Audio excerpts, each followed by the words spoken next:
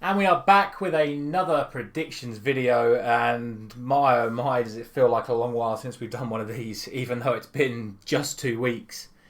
That is the effect of the international break, and probably the fact that I've played about 200 games of FIFA in the last 2 weeks with the new game. Almost daily streams of that, if you're interested in any of that.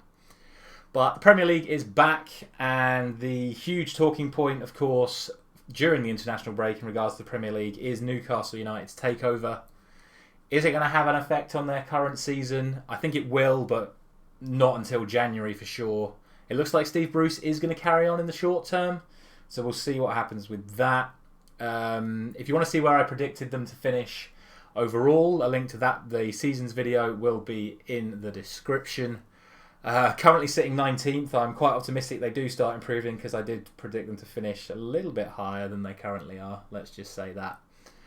But if you're new to the series, the way this works is we're going to run through my predictions for the previous game week before moving ahead to this week's predictions. Leave a like if you enjoy the series. Let's get into it. Now, these were my predictions for game week 7.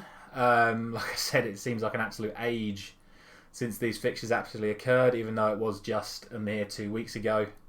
And these were the results. At the time, I did say that I didn't think United would beat Everton, but I'm never going to back against my team at home. But I'm not surprised that that game finished 1-1. Burnley and Norwich, again, I said at the time that it was the perfect opportunity for Norwich to get some points, although I still felt Burnley would get the job done. 0-0. Not really a surprise for that fixture, but Norwich to get their first point on the board. 1 point for Chelsea and Southampton, 1 point for Leeds and Watford, and my first 3-pointer for a while coming in the Wolves-Newcastle game, accurately predicting a 2-1 victory for Wolves there. I finally, at long last, got a Brighton prediction correct. Although, obviously, I thought it was going to be 1-1. It finished 0-0. But we finally get a point for a Brighton game. And then a 2-2 prediction coming in correctly. For those of you who don't know, I always chuck in a 2-2 prediction every week. And we actually managed to get the 2-2 as a correct result. Crystal Palace and Leicester. So another 3 points there. However, for the other fixtures on Sunday, it all went a bit wrong. Tottenham got the win against Villa, as expected. But I foresaw Villa turning up. Brentford, who I continue to underestimate, pulling up trees to beat West Ham away from home. And finally, a fantastic game between Liverpool and Man City, ending in a 2-2 draw. And shout out to James Morris in the comments, who actually predicted a correct 2-2 score for that game. Remember, of course, if you put your predictions in the comments, any good predictions that I see, I will read out if they do get them in correctly.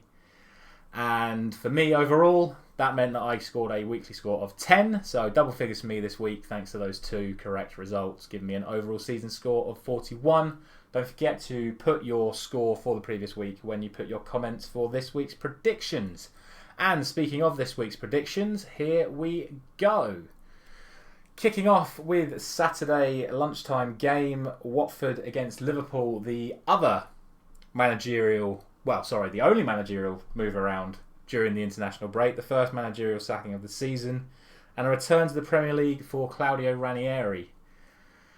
I think what he will try and do is try and solidify Watford defensively. However, I can't see it working this quickly, certainly against a team of Liverpool's calibre that seems to be scoring for fun at the moment.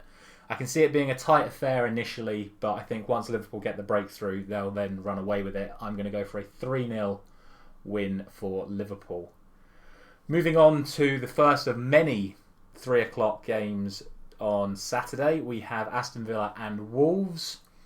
I think that Villa will get the job done. Obviously, Wolves have had a good little sort of mini resurgence over the last couple of games. Raul Jimenez looks to be back to form, but I still see Villa just being a little bit too strong for Wolves. I'm going to go 2-1 to Aston Villa. What I consider to be the biggest fixture this weekend, quite why it's 3 o'clock on a Saturday, I don't really know. I'm sure Champions League has something to do with it, But for me, this is the highest calibre fixture this weekend. 2nd versus 5th from last season. But for whatever reason, it's a 3 o'clock on a Saturday game. Same with Leicester and Man City a couple of weeks ago. It's a tough one. It's two teams that I think are under pressure, underperforming within their own fans' expectations. I can see it going either way, so I'm going to ignore my usual bias when it comes to Manchester United, especially seeming as they are away from home this time. I'm not going to give Leicester the win though. This is actually going to be my 2-2 prediction for this week, and I'm going to go for back-to-back 2-2 draws for Leicester City, this time against my club, Manchester United. One side note I would say, though, is that Rashford is apparently going to be back and could be starting, so that might tip the scales in our favour. But at the same time, Varane and Maguire are both out, so I think 2-2's fair. Man City and Burnley, I can see this sort of going the same way as the Watford-Liverpool game. I think Burnley will go in there looking to be really rugged, really solid, but again, I think once City get the breakthrough goal, they'll then run away from it. And the exact same prediction I made for that Watford-Liverpool game, I'm going to go 3-0 to Manchester City. Norwich and Brighton.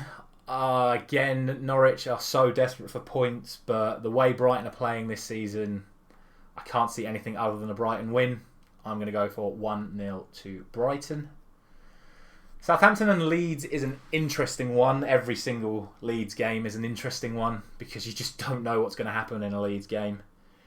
It's going to be chaos, and Southampton are without their captain Ward-Prowse after the red card he suffered against Chelsea. However, I've been really impressed with the way Southampton have played this season, and there is a possibility that Rafinha could be out for Leeds, and he is by far their best player. So if he is missing, I think Southampton will just have the edge in this one, and I'm going to go for 2-1 Southampton. Now for the team that I just keep underestimating in Brentford against the team that I expect to win the Premier League in Chelsea.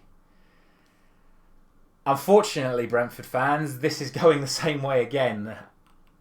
I can see Brentford causing Chelsea a lot of problems. The same problems they've caused the other team with their physical approach, but I think Tuchel will have his Chelsea team prepared for that. I can see him making a couple of defensive changes to combat the physical side that Brentford will offer. And in the end, I think Chelsea will just nick it. But I'm going to show Brentford a bit more respect. I'm not going to say that Chelsea are going to blow them away like I have a few other Brentford fixtures. I'm just going to go for 2-1 to Chelsea on this occasion.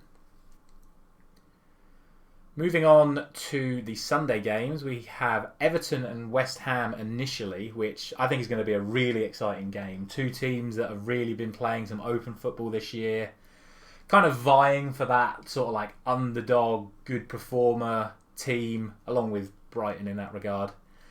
I can see this being high scoring. I can see overall Everton just edging it. I say just edging it. I'm actually going to go for a 3-1 Everton win. But I think this is going to be a really, really entertaining game. Lots of chances, lots of goals, and Everton taking this one for me, 3-1. Moving on to the second game on Sunday, and the club in the room, should we say, in Newcastle United. It's going to be Steve Bruce's 1000th game in management, but despite all the money that's come into the club, it's not going to make a blind bit of difference until January. And with that said, this is only going one way for me, and that is a Tottenham win.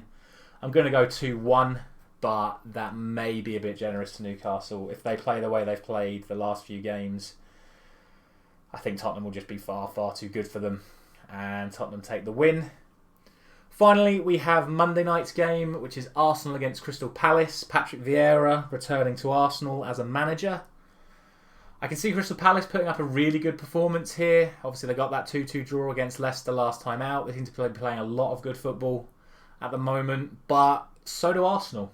Arsenal have put in some really good performances over the last few games. Their youngsters are really starting to shine, and Aubameyang looks to be back on form as well.